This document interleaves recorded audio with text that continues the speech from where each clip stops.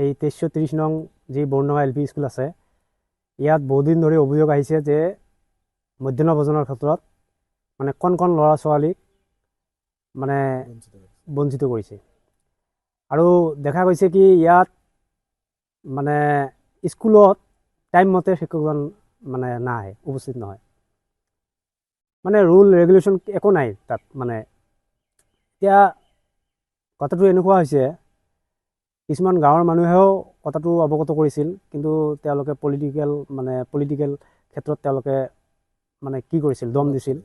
মই এই ক্ষেত্ৰত ধিক্কাৰ জনাইছোঁ, গৰিহণা দিছোঁ। এই BO আৰু এই CRC আৰু এই প্ৰধান শিক্ষক এইকেইজন মিলি এটা মানে সিন্ডিকেট চলাই আছে দুৰ্নীতি। আমাৰ সন্দেহ হয় দুৰ্নীতিৰ, কাৰণ এই চাউলবিলাক মানে কি কৰি আছে, এই টকাবিলাক যে আহে কি কৰিছে, মানে পাৰ কেণ্ডিডেটৰ ছাত্ৰ ছাত্ৰীৰ নামত যিটো টকা আহে কলৈ যায়, আৰু শিক্ষকজনে যে টাইম মতে উপস্থিত নহয়, কাৰ হাত আছে, ইমান ডাঙৰ হাত। এই কণ ল'ৰা ছোৱালীবিলাকে যে আন্দোলন কৰি আছে, আমাক ভাত দিয়ক ভাত দিয়ক, এইটোতো কোনো মানে স্বীকৃতি দিয়া নাই। তেওঁলোকে খাবলৈ নাপায়হে এনেকুৱা কৰিছে।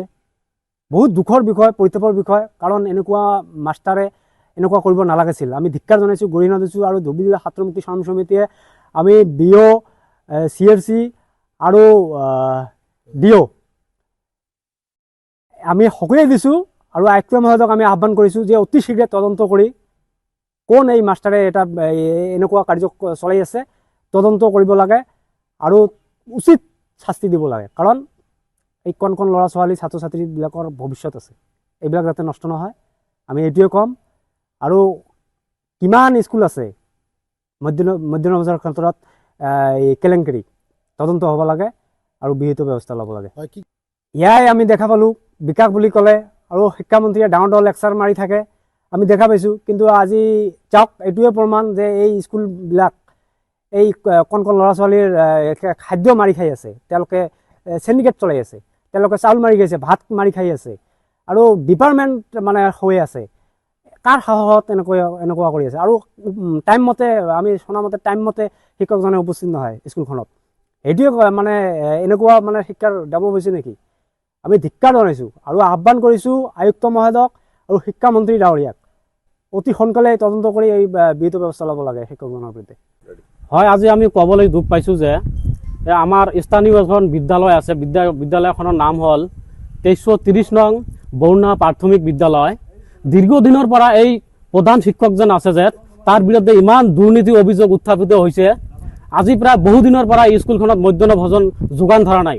আজি আমি চাইছোঁ যোৱাকালিত যে তাত কণ ল'ৰা ছোৱালীয়ে মানে ভাত বিচাৰি এনেকুৱা হুলস্থুল পৰিৱেশ কৰিছে যে আমাক ভাত দিয়ক, আমাক ভাত দিয়ক। এই স্কুলখনত বহুত দুৰ্নীতি আছে। বিগত দিনত আৰু কিছুমান তাত দুৰ্নীতি আছিল। তাত চাউলত পোক ধৰিছিল, এই পোক ধৰা চাউলত তাত কিছুমান তাত ৰান্ধি খুৱাইছিল।